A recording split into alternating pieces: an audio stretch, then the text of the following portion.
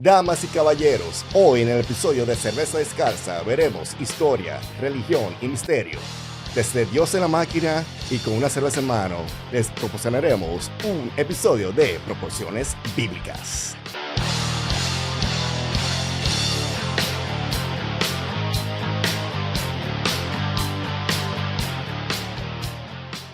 Damas y caballeros, bienvenido otra vez a este episodio de Cerveza Descalza, pensamiento libre en cada sorbo. Hoy, señores, tenemos un invitado súper duper especial realmente. Tan especial que he tenido que preparar una introducción, porque es así que estamos aquí, estamos mejorando poco a poco.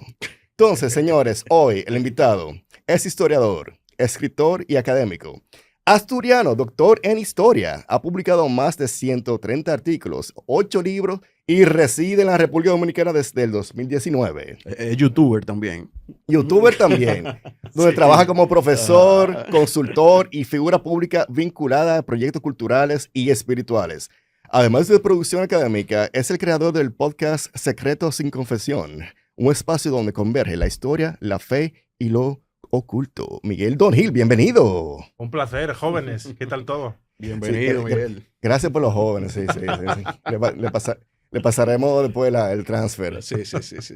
Miguel, cuando estábamos investigando sobre tu persona, una de las cosas que más nos llamó la atención, y creo que puedo hablar por los dos, es que tú resides en República Dominicana desde el 2019. Y tú nos puedes contar un poco de eso.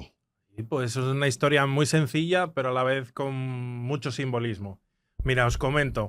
Yo había una convocatoria internacional que era para traer a República Dominicana a personal de alta calificación para colaborar en el sistema educativo. Para asesorar a las universidades, a los ministerios y mejorar, bueno, pues en lo que se pudiese la educación.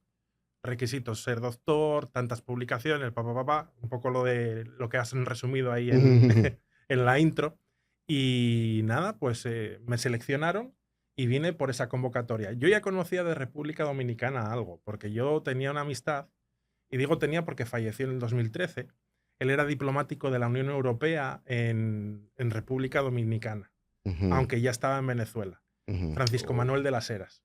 Entonces, bueno, él falleció prematuramente en el 2013 porque él estaba en Uganda como último destino antes de jubilarse, y allí le picó el bicho y creo que falleció por el malaria o el dengue, porque estaba de vacaciones en España y no tenían el antídoto en el hospital y bueno, falleció. Wow. Sí. Entonces, él me hablaba mucho de República Dominicana. Y cuando sale esta convocatoria, yo ya sabía de República Dominicana, aunque no había estado aquí. Entonces me animé. Y a través de él di con otra amistad que también lamentablemente está fallecida, porque falleció este año. Francisco Manuel de las Heras era el amigo diplomático.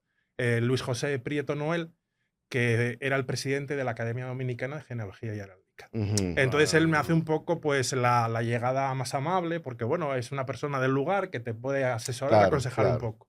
Además, bueno, otra cosa, la convocatoria, me avisan y me dicen, creo que era a finales de julio, y me dicen, a primeros de septiembre tiene usted que estar aquí, haciendo trámites de visa, o sea, del permiso, más hacer una mudanza que no se hizo porque fueron maletas. Maletas, claro. Y elegir un apartamento en la distancia, imaginaros todo eso, ¿no? Y llegar. Pero aún así, con todo, llegamos. Llegamos a principios de septiembre y nada, pues llegué aquí con muchas ganas de colaborar en la universidad, sobre todo. Y bueno, en el ámbito cultural, pues todo gente muy amable, con los brazos abiertos y colaborando en todo. Y me voy a callar porque me extiendo. Excelente. Pero, o sea, tú no habías estado en la República Dominicana anteriormente. No. O sea, tú decidiste ir para allá, venir para acá. Venir para aquí, para allá. Exactamente. Y llegó en una de las épocas más calientes que hay. Porque aquí lo que es agosto, septiembre. Sí. El calor es peor. Justo antes de la pandemia, entonces. Sí, antes de la pandemia. Antes de la pandemia. Wow. Sí, pasamos aquí la pandemia al extremo de que por el tema de la complejidad de los vuelos que se abrían, cerraban el espacio aéreo, estuvimos de seguido, yo y mi esposa, 2 años sin... O sea, vinimos a República Dominicana y estuvimos más de 2 años hasta que pudimos regresar por primera vez a Ajá. a Asturias, España. Tuvieron el encierro aquí. Sí, aquí. Se climatizaron Vinieron a la aquí mala. y lo secuestramos. O a la buena. Bueno, sí. Pero originalmente. Oye, pero Bueno, sí, para señor. continuar la conversación, porque imagínate, uno también hay que lubricarse un poco. O sea que, como siempre, nosotros tenemos nuestro brindis. Y, como siempre, cortesía de Cibao Brewing. Sí, señor. Una cerveza artesanal, 100% artesanal, ¿De dónde? hecha en República Dominicana, específicamente en Santiago, en el Cibao. Sí, Cibao para que Brewing. sepan, porque no es lo mismo. República Dominicana que Sí. Cibao. Y nada, nosotros siempre hacemos nuestro acostumbrado brindis para iniciar la conversación. Sí, señor. Con Bueno, respecto a la cerveza, tú podrás quizás, bueno, Así salud. que, Ahí fue el de lejito porque salud estoy un ahí, poco de cargado lejito. aquí. Ganó en espuma. Joaquín. No, definitivamente. No hay vuelta atrás. Está muy rica. Muy buena. Bueno. Muy rica. Ujú. Esa gente sabe lo que hace. Claro, claro. Hay una conexión entre la cerveza y la iglesia. Y quizás podemos hablar un poquito sobre eso. Antes de entrar a los temas un poquito más quizás un poquito más fuerte. ¿Qué tú nos podrías decir, ya con tu con tu amplio conocimiento, qué tiene que ver la iglesia con la elaboración de las la cervezas? Podríamos decir que es una relación muy grande. Mm, Vamos a ver, un breve pincelada histórica. Origen de la cerveza, Ujú. Mesopotamia, ujú. 7000 antes de Cristo. Está el origen ahí en Oriente. Sí, tenían una diosa de la cerveza. Entonces, Sí. ese cultivo y esa tradición se trae a Europa. Donde entra la iglesia en participación y Ujú. tiene gran parte de éxito en su participación es en la Edad Media. Ujú. En la Edad Media, que se habla de época oscura, no está la época oscura, es que no hay mucha información sobre ella a veces y se la quiere contraponer al Renacimiento como la explosión del rescate de la antigüedad. Muy negro legendario. Bien. Ujú. Típico de los franceses. Sí. Yo no he dicho eso. No, yo lo dije yo, Joaquín Castillo. Joaquín Castillo Guerrero. Ok. Exacto. Cuando llega a Europa, se ven una serie de beneficios en ella. Ujú. Y son beneficios muy interesantes. Vamos a hablar de un santo que se Ujú. le considera el santo patrono de los cerveceros Ajá. y de la cerveza, que es San Arnulfo de Metz. San Arnulfo de Metz vivió entre el siglo VI y VII de nuestra era.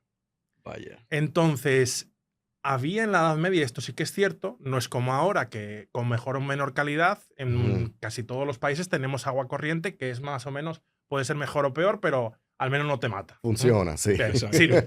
Sirve. Pero en aquella época el agua potable era complicada de obtener. Mm, Y había gente que cogía enfermedades, se enfermaba, o inclusive en las guerras, cuando Mm. tú querías acabar con un enemigo, donde había una fuente de agua dulce, echabas un animal muerto, por ejemplo, para Yeah. envenenarla, y Sí. etc. Ahí se iba. Entonces, este santo se da cuenta de que es necesario que en su población, porque él era obispo, la gente no muera por beber agua. Claro que no. Había una tradición que era, con respecto al agua que se consumía, hacerle con el dedo la señal de la cruz. Ujú. Casi era como, a ver, para que no te hiciese daño, ¿no? Y él se da cuenta de que la cerveza, por el alcohol, es un líquido que te hidrata y, Mm. bueno, luego alimenta. Mm, Podemos mm. hablar de esto. Entonces él fomenta entre sus feligreses que beban cerveza en vez de agua. Amén.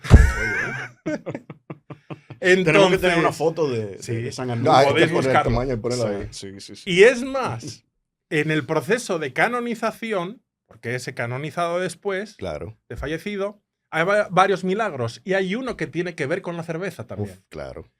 Él fallece fuera de su diócesis, lejos. Ajá. Entonces sus fieles van en un cortejo para traer el cuerpo y enterrarlo en su diócesis de Ujú. Metz. Entonces al regreso, era una distancia larga, hacen una parada a medio camino porque estaban cansados y sedientos. Y entran en una taberna y solo queda una jarra de cerveza Oh.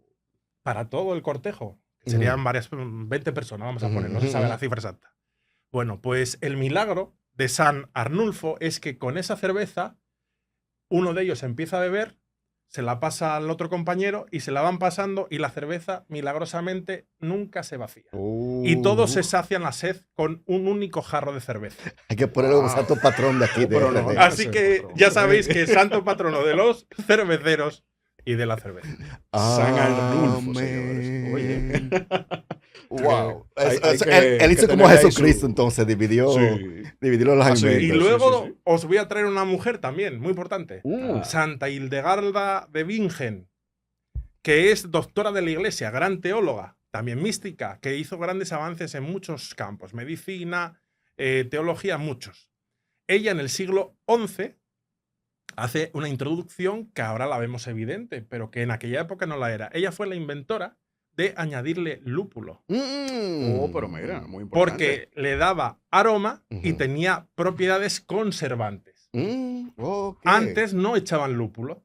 Y ella fue la que se dio cuenta, y de aquella época no se patentaban, no registraban las ideas, Ujú. pero ella Ujú. lo dejó escrito y a partir de ella otras órdenes religiosas lo van a introducir y se va a extender que en las órdenes religiosas pues se produzcan, o franciscanos, benedictinos y otras órdenes, se produzca buena cerveza. Era alemana ella.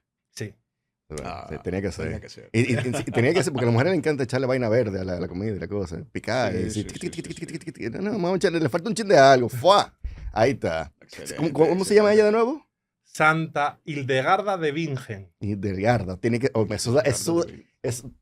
eso da germánico por todos lados. Sí, sí, sí, sí. Pero qué bien eso. Oye, Sí. pero no, muy interesante, ¿eh? muy interesante. Y no, y que cuando uno ve un producto con una figura religiosa afuera, un monje, una monja, tú sabes que eso va a estar bueno. Tú sabes que eso va a cumplir con su propósito divino. Y os voy a dar otra pincelada más para que veáis la Oh. importancia que tiene la cerveza, a pesar de que el vino también, bueno, es el protagonista en la Iglesia Católica, ¿no? El protagonista. ¿Por qué? Sí. Porque tiene que ver con la Eucaristía, Ah, etcétera. Sí. Bueno, eso se puede tratar en otro momento. Pero ahora, en el ritual en Romanum, que es donde están todas las rúbricas, todas las bendiciones, todos los rituales de la Iglesia, que estuvo vigente hasta mediados del siglo XX, Ajá, otro día. que se sustituye hace poco, y ahí se quita, pero hasta mediados del siglo XX, en ese ritual que era del siglo XVI-XVII, había una bendición de la cerveza, Oh. en latín, que se puede traducir y leer en castellano, pero en la época era en latín. Y es que existía la tradición de que un sacerdote bendijese la cerveza que se acababa de producir. Ujú. Lógicamente es en latín y no me acuerdo, pero si queréis la puedo mirar ahora en un segundo y os la leo en la traducción. Sí, claro. Claro, Claro que sí. Porque me parece que es interesante. Y como digo, estaba vigente hasta hace pocas décadas.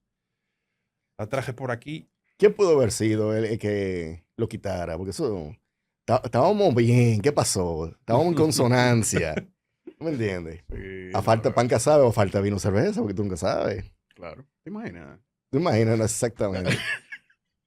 Señores, ya no Voy a con decir vino, algo que- ahora con cerveza. Exactamente. Levante todos sus jarras. Amén. Chacho, ahí va a estar los Bueno. feligreses. Mira, ¿tú quieres aumentar la cantidad de conversos? Oye, compadre, póngale cerveza a la cuestión, para que usted vea. Oye, la herejía. Aunque, No, léelo. aunque parezca broma, es cierto. Léalo. Lo puedo leer en latín, pero nadie lo va a entender, así que voy a la traducción. Oremos, bendice, oh Señor, creador de esta cerveza, que te has dignado producir del interior del grano, para que sea un remedio saludable para el género humano, y conceda, por la invocación de tu santo nombre, para que cualquiera que la beba pueda obtener salud en cuerpo y paz en alma. Por Cristo nuestro Señor. Amén. Oye, Señores, un brindis un brindis por esa eso. oración. Por esa oración. Está buenísimo. Cualquiera va a Está pensar que es buenísimo. broma esto. No. Esto es muy en serio, muy en serio. Esto. Vamos a tener que aprendernos esa oración. Vamos a tener ahí. Ya os En voy latín. iniciando la, Otra vaina más que el hay que poner. podcast. Bendice, Señor. Hay que poner otra cosa ahí con las oraciones en latín. Sí. en la oración en latín. Oye, ve. Oye, qué interesante eso de lo de los ritos. Y como me parece también interesante que la propia península ibérica o Sí, España tiene su propio rito litúrgico, aparte del romano, algo que yo aprendí nosotros, bueno, prácticamente ayer, que es que por cuestiones de, bueno, de geografía y también por lo de la invasión de los musulmanes, se aisló la provincia y ellos mantuvieron por mucho tiempo su liturgia propia, que es Ujú. la liturgia visigoda o hispana, Actualmente el heredero es el rito hispano-mozárabe, se llama. hispano-mozárabe. Ejé. Mozárabe. Muy interesante eso, que tenga, bueno, esté tan arraigado con la cultura, bueno, visigoda, o sea, Sí, sí, sí. desde atrás hasta ahora, que se haya mantenido. Y me parece que se mantiene en Toledo. Ujú. O sea, es Un sitio emblemático en un Toledo. sitio emblemático que le dicen la capital espiritual de España. Claro. Ujú. Tú Ahí se juntan las pudieras, tres religiones ahí. las tres religiones y los tres pueblos Ah, que dice Gonzalo, que es el celtíbero, el romano y el visigodo. ¿Tú me entiendes? mm, Entonces, tú pudieras hablar un poquito sobre eso, sobre el ritual, qué lo hace diferente, es decir, si diverge tanto. A ver, en lo fundamental, porque que digo que está vigente, o sea, todavía se puede celebrar y Ujú. están en comunión plena con la Iglesia Católica, no hay nada raro. No hay Hay que decir herejía. que la gente cree que solo existe el rito latino y Ujú. el rito latino es uno de los 15 10 o 17 que tiene la Iglesia Católica. Ok. Porque hay una gran diversidad de iglesias y ritos dentro de la Iglesia Católica. Que hay iglesias que parece que son orientales o ortodoxas y no, son ujú. católicas, porque están en comunión con el Papa. Sí, Pero bueno, sí. Se vio ahora en el cónclave, ¿no? Que había una sí. serie de Había unos cardenales cardenales que. que, aunque iban más o menos con el Ajá, rojo o ataviado similar, tenían algo particular. Ujú, exacto. ujú. Parecían O en ortodoxos. la celebración, Barbudos. en la celebración de la misa ahí se ve más, porque Ujú. salen con una especie de coronas, unas Sí, mitras Ujú. especiales y unos sí, símbolos diferentes. sí. Pero no eran una representación de ortodoxos que iban a, pues vamos a decir, a una participación ecuménica, ¿no? Eran cardenales católicos. Católicos. Entonces, hay ritos que se mantienen. Entonces, en lo fundamental van a tener unas características similares. La misma entrada, la misma salida, la parte de la Eucaristía, Ujú, etc. Pero luego tienen unas rúbricas o unos elementos simbólicos que son particulares. Por ejemplo, en el caso del rito hispano-mozárabe, que yo no he estado nunca, no he participado en el rito hispano-mozárabe, sí que he podido ver algún vídeo y leer algo del ritual. ujú, Es muy simbólico que, bueno, el sacerdote en el rito latino simplemente hace la ostensión de la hostia ujú, y luego pues se bendice, etc. Vale. Aquí se parte, no sé si son en 7 o 8 trozos, ujú. la hostia. Y se van colocando en una forma, en la patena se van colocando de una forma particular. Y tiene una serie de oraciones que son propias, bastante arcaicas porque Ujú, vienen del siglo VII, VIII. ujú, ujú. Ujú. Wow, qué chévere. Y Qué chulo. hablando de rito, me gustaría ir un poco más a los orígenes. O sea, eh, el ritual, digamos que la liturgia que hay en la iglesia, ¿desde cuándo se inicia? ¿Cuál es el origen de la liturgia? ¿Y cuáles son los primeros registros que hay de una liturgia? Bueno, la liturgia en su grado más sintético es el momento de la consagración.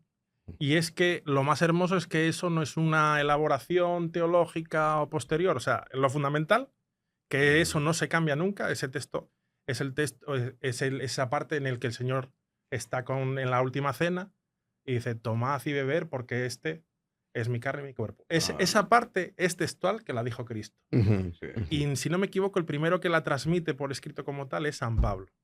Entonces, esa parte de la consagración, podríamos decir que si quitamos todo lo demás, eso es la misa.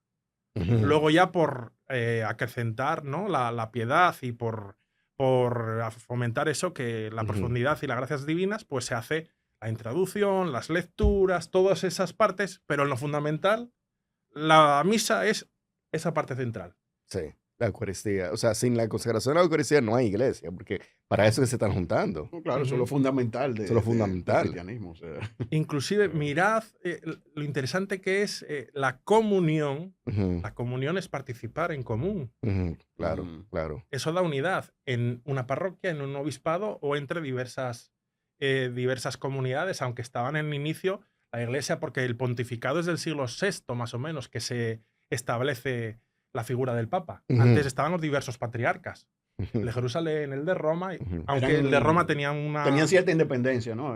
Es que realmente Ujú. eran el mismo cuerpo, pero eran autónomos totalmente. Sí que le rendían consideración al obispo de Roma, por considerarse el sucesor de Pedro, y cuando había cuestiones de conflicto, se le consultaba. Pero era más consulta porque digamos que eran autónomas. No es que estuviesen divididas, es que eran autónomas. ¿Cómo funciona todavía las iglesias Ortodoxas, ortodoxas? Muy griego eso. Sí, Entonces, claro. una cosa que es muy antigua y me gusta contar, porque hoy en día no se hace, es que había veces, existía la tradición de que para la consagración, no sé si lo sabéis, pero bueno, el sacerdote hay un momento en que coge un fragmento del pan y lo echa en el vino. Sí. Ujú.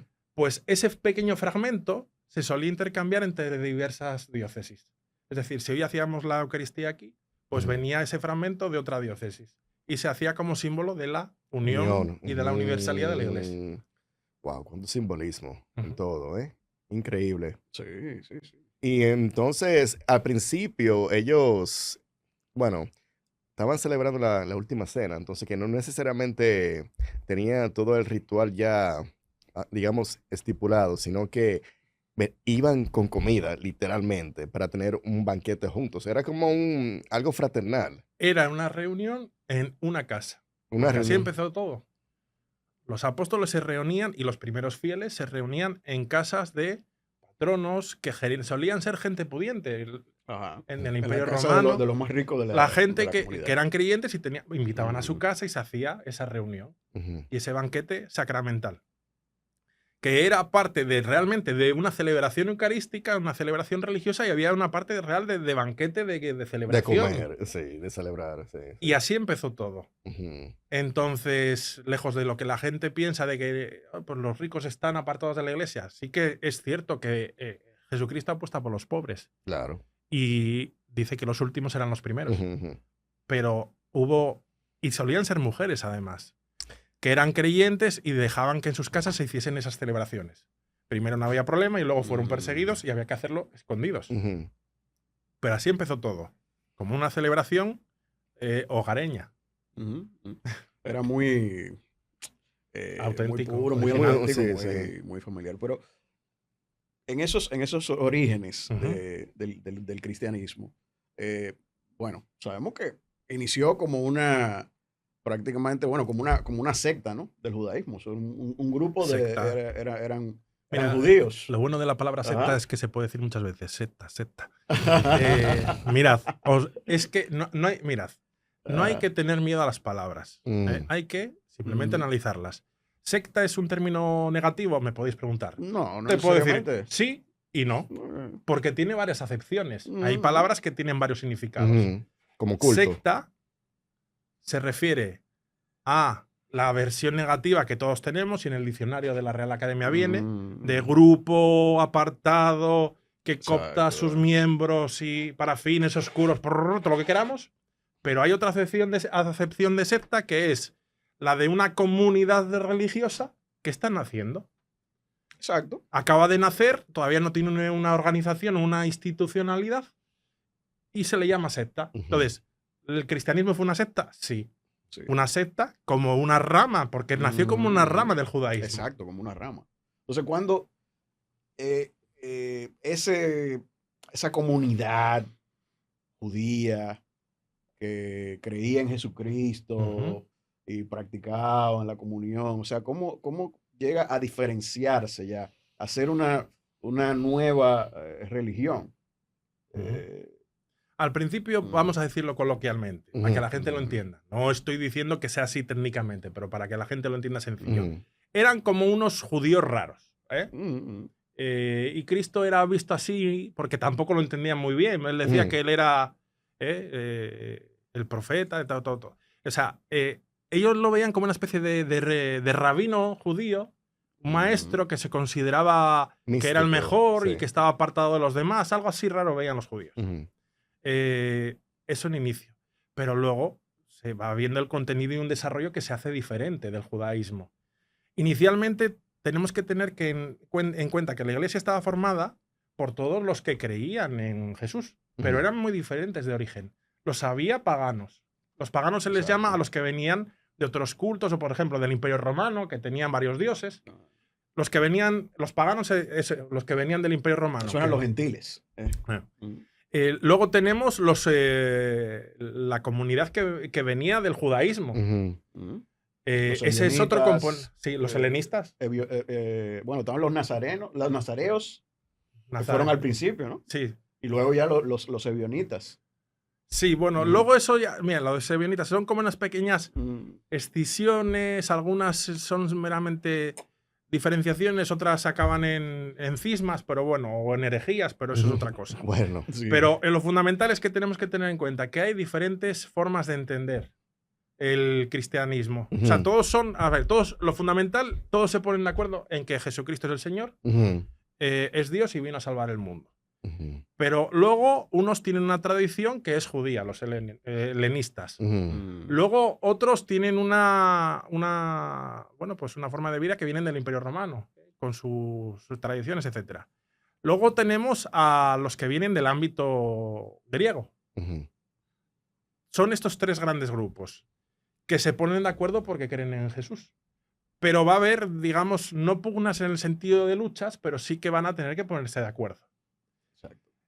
Un tema muy interesante fue inicialmente, porque los que procedían del judaísmo, los helenistas eran los que tenían más peso, es que exigían que los varones se circuncidasen, Ujú. como los judíos. Ujú. Pero ahí es cuando hay esa pugna y San Pablo dice, no hace falta que se circunciden físicamente.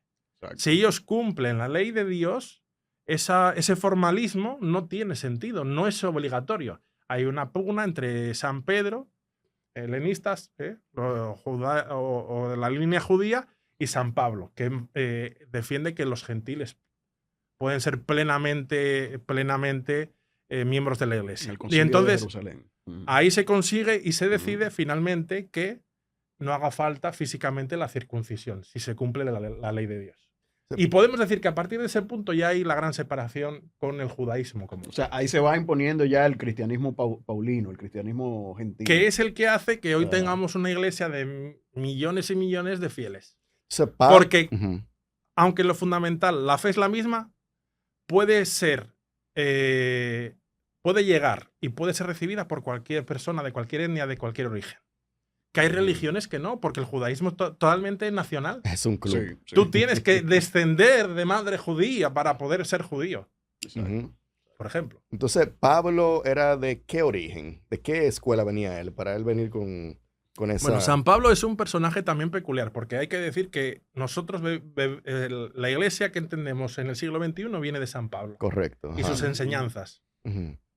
Logró universalizar la iglesia y poner a todo el mundo de acuerdo. Ujú. Pero él es en origen un personaje polémico. ¿Por qué digo polémico? Para que la gente lo entienda. Iba a decir los televidentes, como se decía antiguamente, así ranciamente. Ahora hay que Sí, decir Los los videntes, Sí. videntes, La audiencia. presentes. nuestro fan cervecero. Eso. La cofradía de San Arnulfo, hay que establecer. Bien. Hay que patentizar eso antes que no lo cojan. Sí. Ahora a mí se me fue el santo al cielo, como se dice coloquialmente. Bueno, ¿De qué con estaba Pablo, hablando? con Pablo. San Pablo es un personaje polémico porque él era un militar romano que se dedicaba a perseguir y matar cristianos. Ajá. Entonces él tiene una visión, se cae del caballo y ve al propio Jesucristo, porque él no lo conoció realmente físicamente, sino en esa aparición, y él se convierte. Y de la noche a la mañana deja las armas, deja de perseguir a los cristianos y se convierte en se considera el apóstol de los gentiles, Sí, se convierte sí. el gran evangelizador. Sin Pablo no hay cristianismo, señores. ¿No? Hay El que estar que escribió clarísimo. la mayoría de las cartas del Nuevo Testamento, imagínate. Las cartas de San Pablo son fundamentales porque si nos fijamos para reglamentar muchas cuestiones de la iglesia, las cartas que él enviaba a las diversas comunidades para dar consejos o solucionar cuestiones Ujú. se toman como referente para luego desarrollo de la teología y Ujú. las normas de la iglesia hasta la actualidad. Correcto. O sea, que pasó de ser militar y matar cristianos, perseguir cristianos, a ser el A gran ser, defensor de la fe. Multiplicador, sí. ¿Y cómo se entiende Oye, eso? Por la fe. Correcto. pues, La conversión. tuvo que haber sido, oye, no podía ser un cuento, ¿no? Que pasar de, o sea, un cambio tan radical, ¿no? Sí. Una Tenía que ser conversión total. algo, ¿Y sí, qué estaba extraordinario. pasando? ¿Qué estaba pasando en esa época que la gente decidió soltar sus costumbres antiquísimas? Que en esa época, por ejemplo, el Estado, la religión, la costumbre, todo estaba arraigado, o sea, era parte de su identidad. Si tú me estás diciendo ahora que suelte todo eso, no solamente que lo suelte, que eso es diabólico y que Ujú. me siga a mí en esta secta de judíos raros. ¿Cuál fue la circunstancia para que eso se pudiese dar? Claro, al Ah, principio con poca gente procedió. mira, antes de que se me olvide, quiero hacer un matiz. Inclusive el término cristiano no gustaba a los propios cristianos, porque el término Mm. cristianos fue elegido por aquellos cronistas romanos que describían a ese grupo. Y cuando usaban el término cristianos, era peyorativo, o sea, era Ujú. como Como decir esos. pagano. Entonces, los cristianos, y entonces a los propios cristianos no les gustaba el término, aunque luego al final lo van a Mm. adquirir como propio, para definirse como grupo. Mm, Entonces, inicialmente, ¿cómo se consigue esto? A ver, yo creo que el mensaje de Jesús es un mensaje auténtico. ujú, ¿Por qué? Porque es un mensaje que sí acompaña palabras o reflexiones, pero siempre esas reflexiones, si os fijáis, antes de la reflexión viene el ejemplo. ujú. Él primero hace el gesto y luego explica lo que ha hecho. Entonces, realmente lo que cala en el corazón es lo que tú haces, no lo que dices. Vamos a poner un Mm, ejemplo de la educación, que aquí hay varios que estamos sentados que venimos del ámbito de la educación, o estamos en él. Un alumno te aprende mejor porque le digas tienes que portarte bien, tienes que llegar a la hora, esto, o si ve que el profesor es el primero que llega a la hora y es respetuoso, etc. te, s- Generalmente es por el ejemplo. te están observando con lupa, con Mm. microscopio. O sea, todo lo que tú haces, ellos lo hacen. Inclusive, si te ven peinado de una forma, se van a peinar así también. Entonces, sí, el ejemplo a seguir, Es sí. un modelo. Totalmente. Y modelo a luego en seguir. el caso de Jesucristo, no solo los ejemplos concretos que son hermosos de cómo se acerca al pobre, o cura al herido, o se acerca a la prostituta, etcétera, etcétera, Ujú, sino que además es que él es el propio testimonio de esa fe, es que él le entrega su vida. ujú. Él sabe lo que le va a pasar, se podría haber escapado o huido y él sabe que se va a entregar. Dios mío, aparta de mí ese cáliz, porque él sabe que lo que le va a pasar, pero él se entrega porque sabe que es la voluntad del Padre. Correcto. Entonces, solo desde una óptica de la fe y de la creencia profunda se puede entender esto. Y es un testimonio tan auténtico. Y luego que es una religión que no es elitista, aunque luego en los siglos posteriores se haya querido ver o desde fuera digan, "No, la iglesia es rica". Bueno, también se podría hablar cómo se produjo eso o hasta qué punto es rica, etcétera. Pero es una religión para cualquiera, desde el más rico hasta el último. Es sorprendente la expansión que tuvo, ¿no? Porque ya Ujú, por ejemplo, para los tiempos de Pablo, ya había diversas congregaciones, ¿no? ujú, O sea, fue una expansión tan rápida en un tiempo que no había internet, que no había, ujú. o sea, la comunicación, claro, había mucho comercio, había mucho intercambio, pero como que la expansión que tuvo, y más como lo que dice Joaquín, o sea, ya poblaciones que tenían sus tradiciones ya milenarias y cambiaron. Entonces, es algo... Si os fijáis, es una Ujú, transmisión de boca a boca realmente, ujú, Ujú, de boca a oreja, mejor dicho. ujú, ¿Cómo se inicia el mensaje? El Señor Jesús manda a los apóstoles a transmitir el ujú, Evangelio.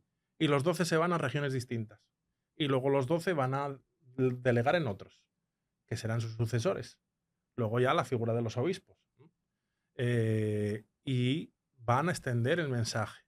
Y allí donde van a predicar se establecen comunidades. Las primeras, pues de la comunidad de Jerusalén, la de Antioquía, en Occidente la de Roma. Roma es curioso porque aunque hay que decir que originalmente, y eso la gente no lo suele saber, la principal era la de Jerusalén. Porque allí pasaron los mm, grandes misterios, Claro, lo obvio, principal. claro, claro, claro. obvio, Es obvio. la iglesia madre. Ujú, Ujú, En Roma vino el martirio, la persecución, y bueno, ahí padece San Pedro, San Pablo, etc. San Andrés. Son martirizados, etc. Y luego se va a quedar como la, vamos a decir, cabeza de la iglesia, a nivel administrativo y espiritual. Pero inicialmente era Jerusalén. ujú. La de Alejandría también era, Alejandría era tenía mucha importante, autoridad. sí. Sí. Jerusalén y Alejandría, las dos primeras. Exacto. Y la de Roma, que podemos decir, Pedro fue el obispo de Roma, correcto. Y sus sucesores, Lino, etcétera, etcétera. Pero sí que hay una cierta interpretación cuando se dice San Pedro, primer papa. Sí, desde la interpretación que en el siglo VI se hace y se construye el pontificado, el papado, y se dice que el obispo de Roma es papa. Pero el concepto de papa, como el que entendemos hoy, de cabeza de la Iglesia universal, es un concepto que establece la Iglesia en el siglo VI, VII. O sea, eso es bastante posterior. O sea, al principio, como tú dijiste al principio, que era como un patriarcado, patriarcado que tenía una sucesión, ¿no? Sí, sí. Y una autoridad, eso, espiritual simbólica, porque él aconsejaba a los otros cabezas de la Iglesia, no imponía, pero acudían a él porque se conocía que el obispo de Roma era sucesor de Pedro y era el primero de los 12. Sí, pero al principio, los primeros siglos, Miguel, uno habla de cristianismo o del catolicismo, pero al principio había cristianismos, porque eso era, no sé si tú estás familiarizado con la lucha libre, cuando hacen un Royal Rumble, que se meten todito y comienzan a darse golpes. Al principio era como un Royal Rumble de diferentes creencias, diferentes matices. Es que cuando hoy se habla, hoy porque la Iglesia se cuestiona la unidad, es que la Iglesia es universalidad y diversidad. Diversidad en la unidad. 1700 aniversario este año. Parece casualidad, pero es que es así. Parece que lo trajimos al programa específicamente. 1700 aniversario del Concilio de Nicea. Concilio de Nicea es el primero de los grandes concilios universales en el cual se pone un poco de orden en ese gran desorden, ¿no? Dicho coloquialmente. Y entonces se va a decir lo que es ortodoxo y lo que se sale de la norma. Ahí es que donde San Patricio le da una galleta a Arrio, ¿no? Por ponerse de fresco. Sí, sí. San Atanasio, ¿no fue? San Atanasio. San Atanasio, ok. Ok. Sí. Pero entonces, ¿cuál era una de esas? ¿En qué se diferenciaba mayormente? No, perdón. San Atanasio no, San Nicolás. San Nicolás, sí. San Nicolás. Atanasio fue que era debatió el tema Y lo de la bofetada fue, parece ser que según cuentan las crónicas, fue una bofetada no simbólica, fue real. Sí. Fue real. Como una torta. Y como que hubo varios incidentes de Mirad, el Código Da Vinci, por supuesto, no se puede tomar como referente y como... O sea, como para entretenerte, ¿no? Y porque recoge, en el fondo, lo que hace el Código Da Vinci es recoger tradiciones apócrifas o heréticas, etcétera, y las cuenta de forma bonita. Pero hay algo que aparece al principio del Código Da Vinci de la película, y por eso lo menciono ahora, que a mí me encanta, es porque ahora vemos el Concilio Vaticano II, todos los padres conciliares se entran ahí rezando, todo tan bonito.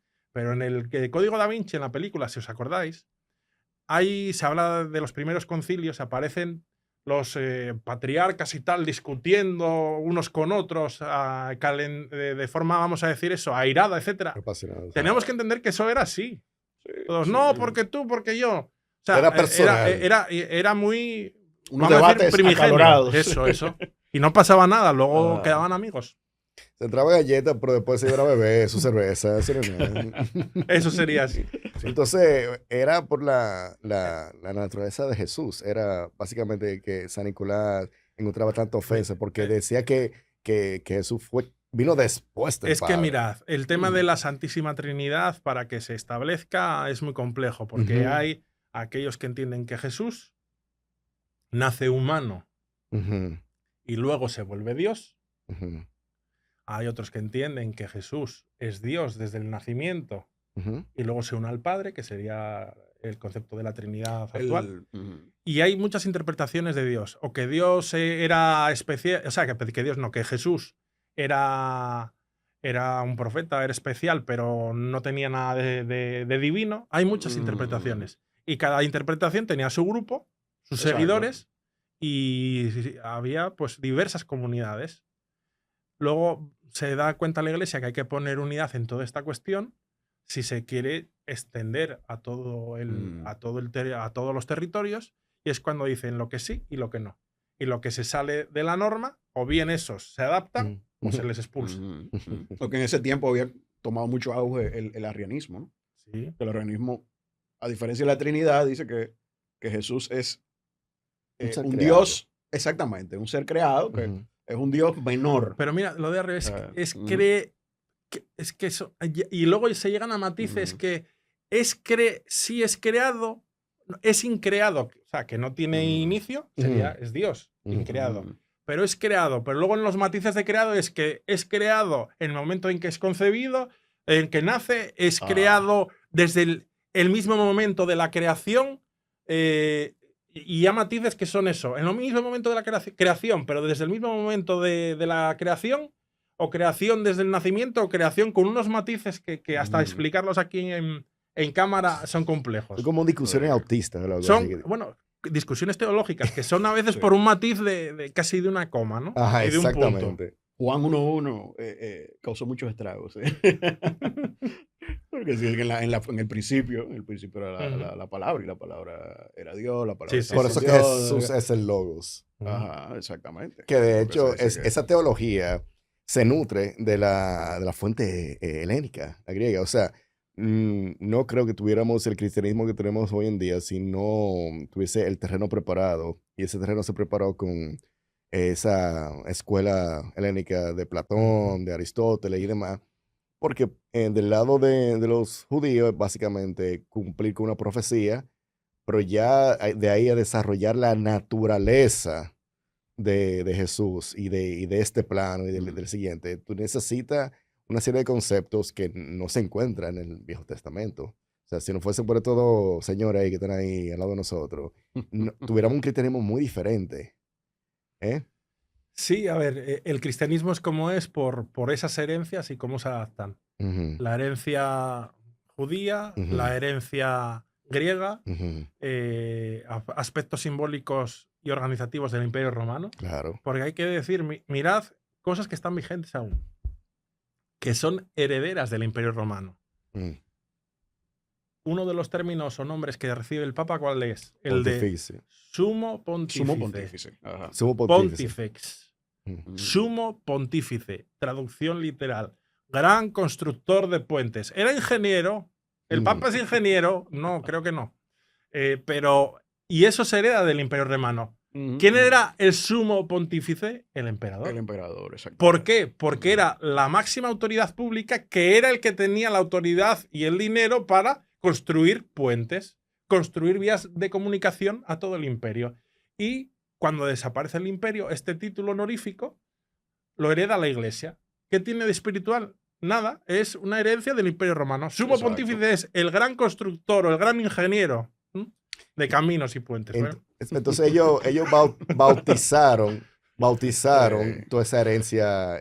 Más cosas. ¿Por qué los cardenales y los obispos usan el color púrpura? Ujú, Era el color de los senadores del imperio. El púrpura naturalmente es muy difícil de conseguir. Hoy en día artificialmente Se es muy asocia fácil. mucho a la realeza. El púrpura se Obviamente. saca de un, que ahora no me acuerdo, es un crustáceo que es muy, casi, no es microscópico, pero muy pequeño, que tú machacas el caparazón y sale ese color. Y como era tan caro, era un color de la realeza, Ujú.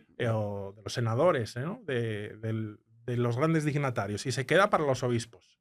Y el rojo también es un color también del emperador, y Ujú. queda para los cardenales. ujú. Así que esto se hereda.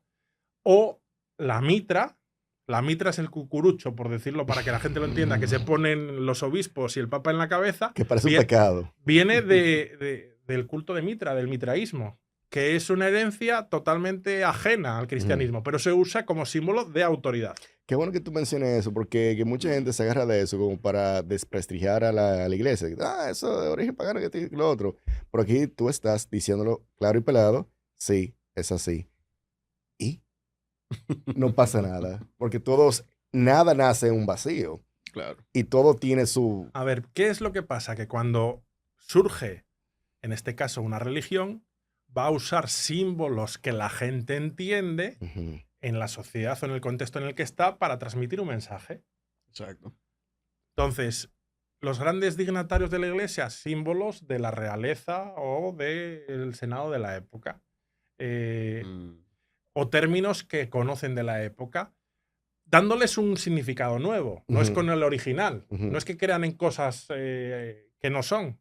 Les dan una interpretación nueva. Por eso también en el arte sacro hay muchos elementos que hay representaciones que dicen, pero si parecen de cultos anteriores. Ajá. No es que crean en lo anterior, es que usan esas representaciones porque saben que la gente las va a entender. La diosa Isis. Y les da eso.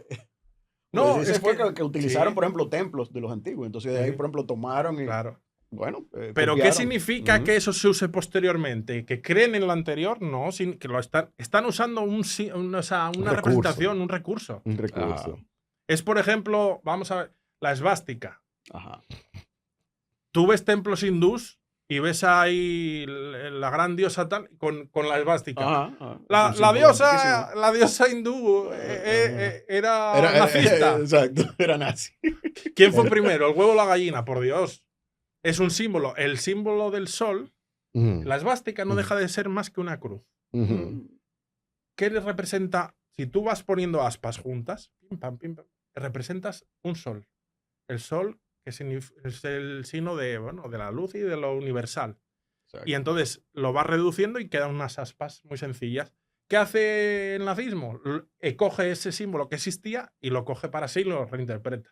Sí, que le hace alusión al origen indoeuropeo de toda la cultura, porque ellos le hacían culto al sol, obviamente, y al dios padre, el Zeus Pater, que también es otro término. El Padre Celestial. El Padre Celestial. Cuando uno dice Padre Celestial, también, eso es otra terminología que viene de más para atrás, de un dios un poco promiscuo. Mira, una cosa interesante, al hilo de lo que tú dices. El nazismo se ha representado, creo, en alguna película, intentaba encontrar grandes tesoros y reliquias, y una de las reliquias que va a hacer por recuperar es la famosa lanza de Longinos. Oh. La lanza de Longinos es la lanza de ese soldado romano que pincha el costado de Cristo, que sale en el Nuevo Testamento. Pues esa lanza se considerará luego que tiene propiedades sobrenaturales. Es una reliquia, inclusive como es una lanza que tendría como poder para ganar batallas. Y Hitler la manda a encontrar para que se la lleven para así él ganar batallas. Y tenía esa creencia. Y la lanza de Longinos, durante el tiempo que estuvo en el nazismo y estaba él la tenía allí. Y que la tiene en la iglesia. Y que también ellos tenían referencia de Odín con una lanza, que también se puyó. Entonces, como que hay cierta simbología que tiene resonancia dentro de los pueblos que se utiliza porque saben que van a ser un buen conductor del mensaje. Por eso que se usa tanto, por eso que la cruz se repite en tanta cultura, porque en algo nos afecta. Y son arquetipos. Arquetipos, sí, perennes. Cuestiones que se repiten en las diferentes símbolos que tienen diferentes significados en función de la cultura. Exactamente.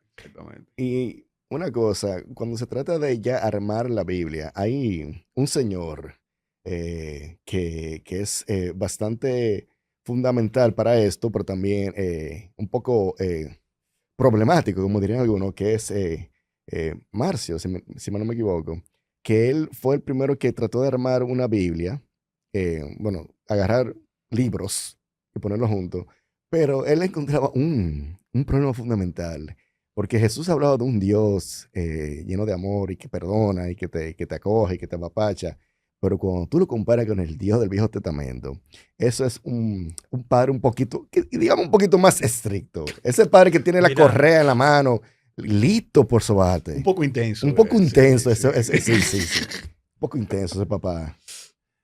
Realmente ahí el cristianismo recoge la Biblia judía. Entonces, ni quita coma ni punto. Es decir, el Antiguo Testamento es la Biblia de los judíos, acabó. Sí. Y la integra. Pero realmente hay una diferenciación. Yo pongo, para entenderlo y que la gente no se haga complicaciones, es que realmente el Dios en cristiano es el Dios del Nuevo Testamento. Entendido como se entiende en el Nuevo Testamento.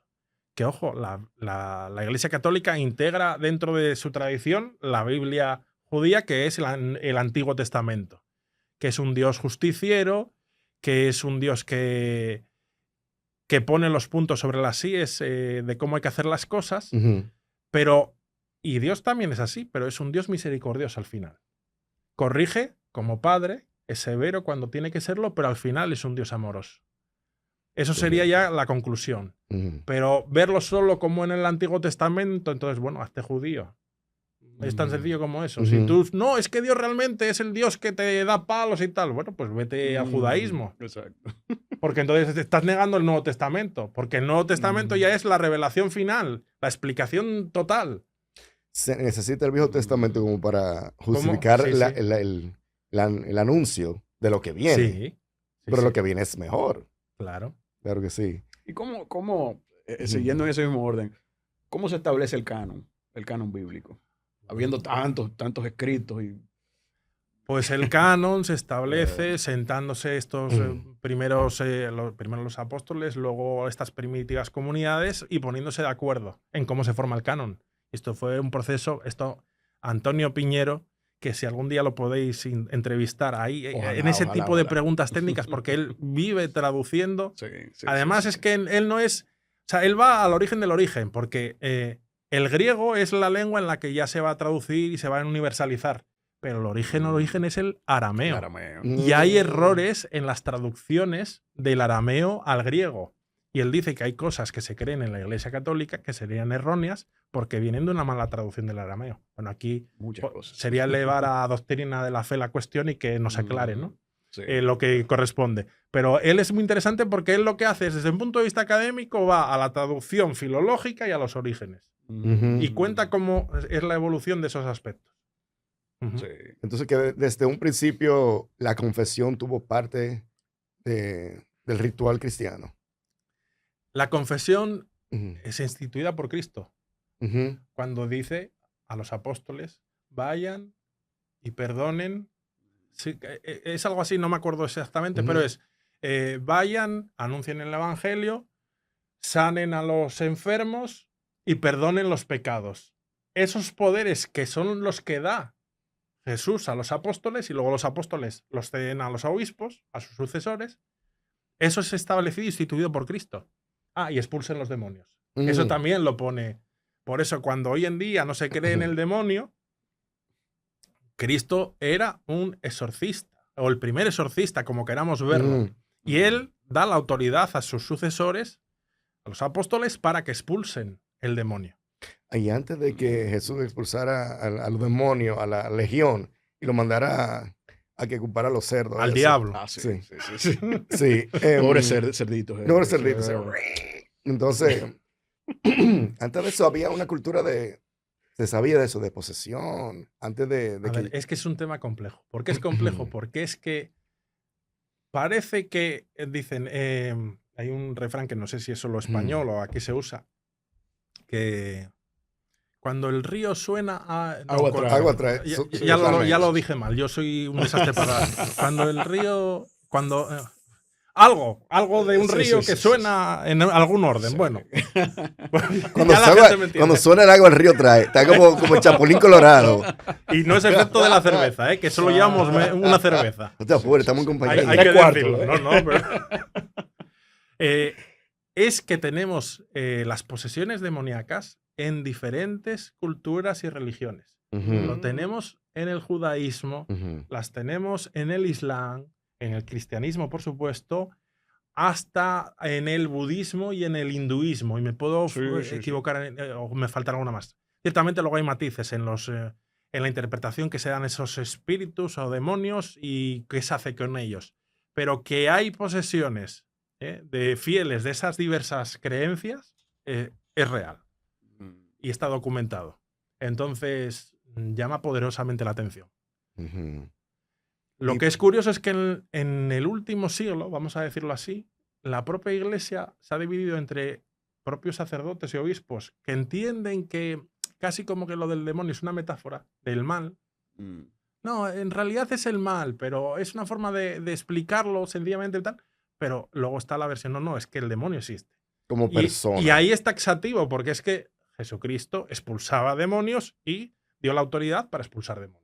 Y fue tentado por Satanás en el desierto. Entonces, si tú niegas eso, tú estás negando. Bueno, eso también lo hay quienes lo interpretan como algo simbólico también, ¿no? Eso era el mal, eso era su conciencia. Bueno, pero entonces Los psicólogos siempre bueno, a pero venir a con en su ese caso buenísimo. habría que decir Mm, que, porque habría que hacerlo, si uno quiere respetar eso, sería decir mm. que Jesucristo no expulsó demonios cuando en los evangelios, al menos en lo que se narra, se dice que los expulsó, y que luego cuando él hablaba de expulsar demonios, no, él realmente estaba hablando simbólicamente, aunque estaba diciendo que eran reales. Pero habría que hacer una interpretación, Sí, porque eso sí, es sí, sí. taxativo. Él los expulsaba y él autorizó a expulsarlos. Así Exacto. está al menos escrito. Blanco y negro. Y creo que Mm. Antonio Piñero, si no, alguna vez lo he entrevistado, y si no, se lo he leído.